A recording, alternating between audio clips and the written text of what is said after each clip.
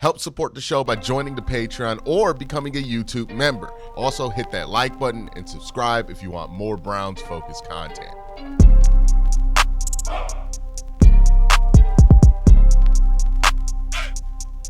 I think I'm ready based on what we're hearing, based on what we're seeing, based on what the coaches are talking about.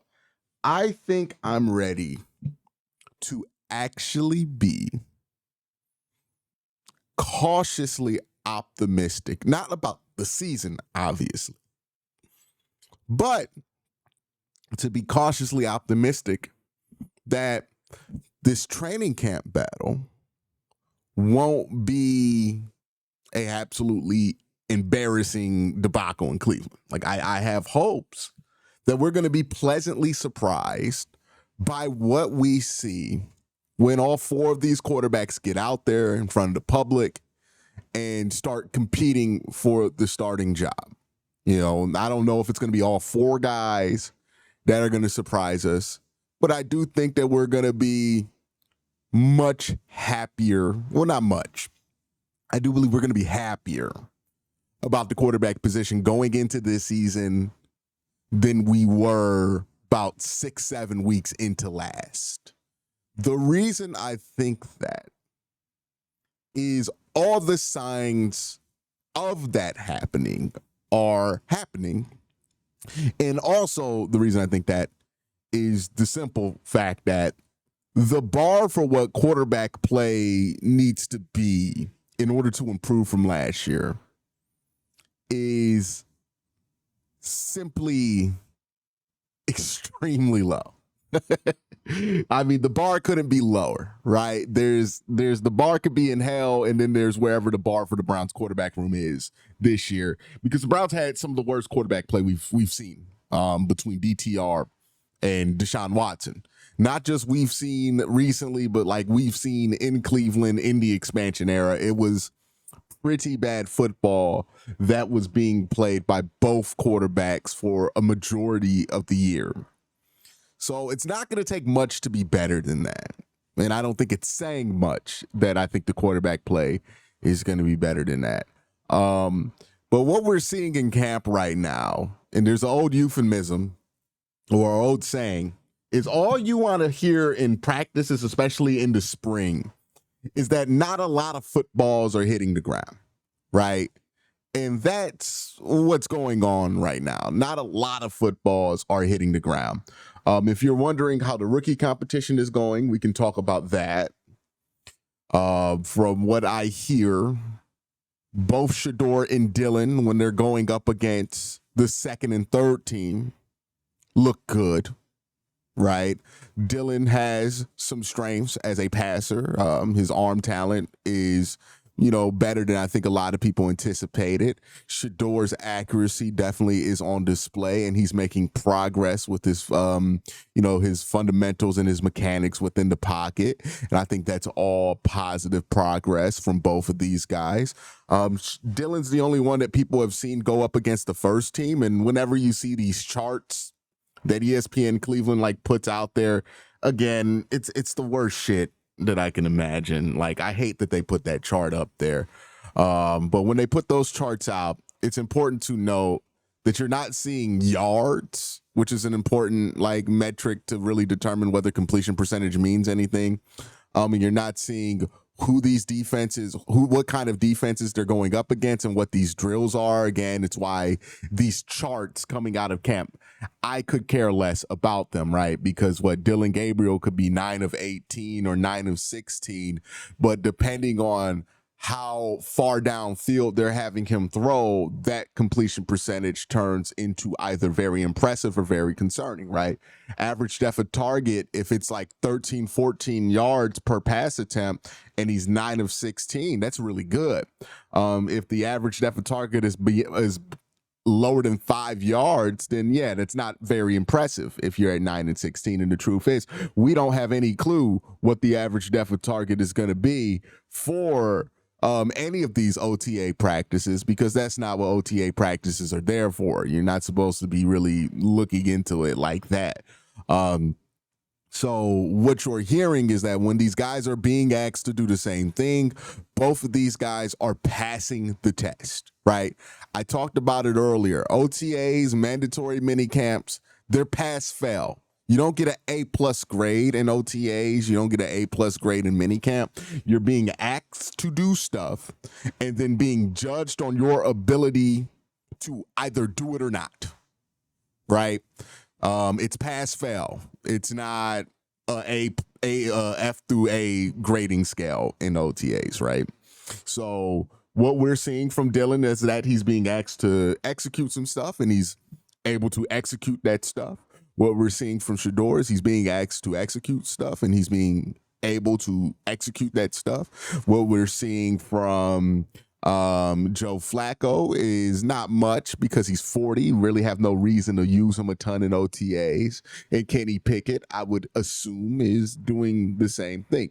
This is what you've wanted from your quarterback room, right? What you did not want from your quarterback room is for people to be real questionable about some of the guys that are coming in and out of that room and the performance level that you're seeing from those guys.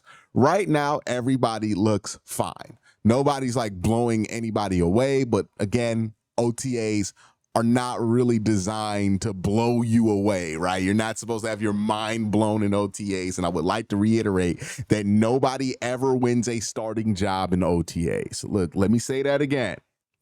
Nobody ever wins a position battle in OTAs. It does not happen. Not at quarterback, not at defensive line, not at running back.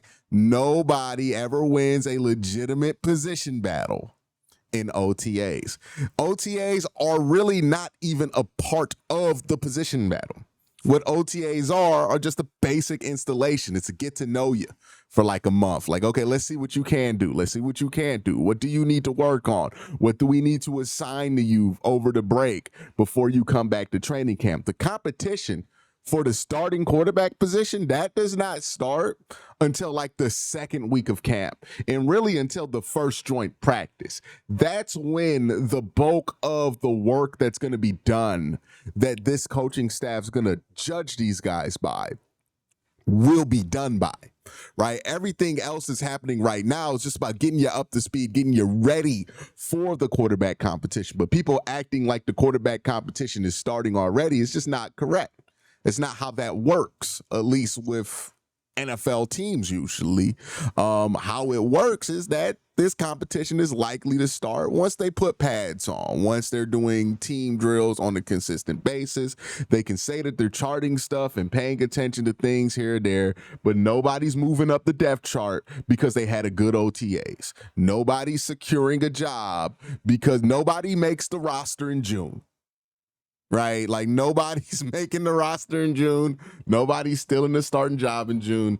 And there's a reason for that, right? Because OTAs, while it is something, right, and it's not nothing, ultimately don't give you enough, even close to enough information to make the determination of whether somebody to start. Honestly, training camp doesn't even give you enough information to make that determination. You just have to do it by the end of training camp because that's when you have to play games, is after training camp, right? Like you really don't know if somebody can be a starter until they actually do it in a game for like multiple weeks in a row, right? Like that's when you know somebody can actually take the position. So people acting like the competition has even started or talking like the competition has started, it's just not accurate to what's going on. But that doesn't mean that you can't be cautiously optimistic about what this competition is actually going to look like. And I feel like either way, you know, all four of these quarterbacks that the Browns have in there, I feel better about them than I did about or do about any of the quarterbacks in the Cleveland Browns quarterback room last year. I feel better about starting all four of these guys right now than I would about DTR and Deshaun Watson the way that they played last year. Now, Jameis Winston, I would feel better about Joe Flacco at this point. You know, I think as much as I have harped on Joe's interceptions, I think Jameis has worse timing with his interceptions, which is like Joe will have pretty bad timing, but I think He's just slightly better than Jameis in that sense.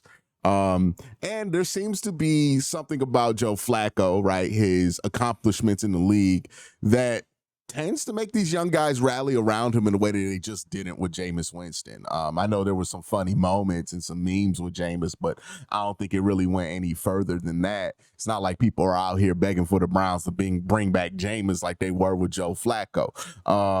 And then Shedeur Sanders, for what we've seen in camp, I got to see him in training camp and go up against guys in pads. But I'm intrigued with what I've seen out of these rookie quarterbacks, right? I'm intrigued with what I've seen out of Dylan Gabriel. I'm intrigued with what I've seen out of Shedeur Sanders. Even Kenny Pickett has had a couple of throws that have, made me pay more attention to him. So that's all I can really ask for, right? I wasn't one of these people thinking we were going to figure out who the starter was going to be coming out of June mini camps. But at this point, right, in the middle of mandatory camp, at the last week before they go on a long hiatus, I feel comfortable with the quarterback room as far as its design. It's not the best quarterback room to ever exist, obviously, but it's fine. And, I am intrigued about every quarterback. I am actually looking forward to seeing Joe Flacco in joint practices. I'm looking forward to seeing Kenny Pickett in joint practices in preseason. I'm looking forward to seeing the rookies in joint practices in the preseason and in training camp. That's all I ask, right? Is that I walk into the season and have a reason to be intrigued during training camp about these rookie quarterbacks. And, you can not get an A in OTAs, but boy, if you fail OTAs, that's a huge concern, right? And that's all I want to make sure that these quarterbacks did, is that they walked out of OTAs and people were like, you know what? There's something there, right? I see why the Browns were interested in Dylan Gabriel. Shedeur Sanders, the talent is showing up, and why people thought he was a second-round pick at the very least. Definitely some people had him as a first-round pick. Joe Flacco, we're seeing why a lot of people were excited to bring him back, and even Kenny Pickett, right, is making an argument enough for himself. So that's all I can ask for. Who's going to be the starter to start the year? Still have no clue. The quarterback competition has not really started yet. But I can say at this point, I'm at least intrigued. And that's better, right? If I were walking into training camp and my thought process about this quarterback competition was, I don't care, I think they're all garbage, that would be a miserable place to be in, right? That's what my fear was, is that we walk into camp, or by the time we got to the middle of June, I'd be sitting here like, man, ain't none of these guys the answer, right? Like, there's really nothing intriguing about this quarterback room. And that's not where I'm at. And I'm pleasantly surprised with how Dylan has performed in camp. I'm pleasantly surprised with how Shedeur has performed in camp.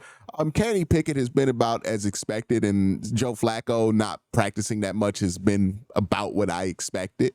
But still, I'd much rather be in that place. And I know there's some folks out there who would rather the Browns just completely be terrible at quarterback this year in order to draft one next year.